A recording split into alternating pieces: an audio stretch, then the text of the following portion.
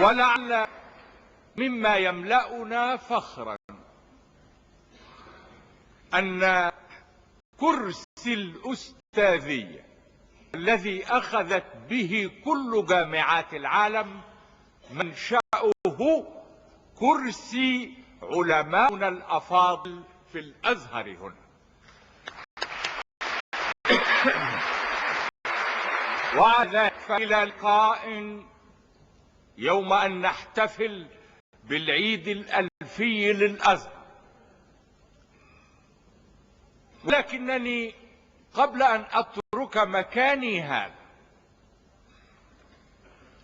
لابد لي أن أصحح بعض ما أحسه.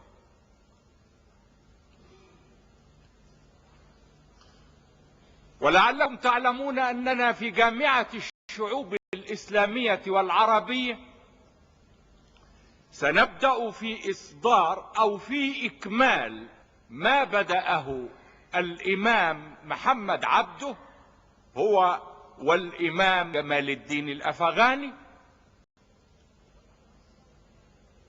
ونحن اليوم نبدأ هذا التكريم لا يجب أبدا أن ننساه باسم شعب مصر وباسم المؤمنين في كل العالم الإسلامي.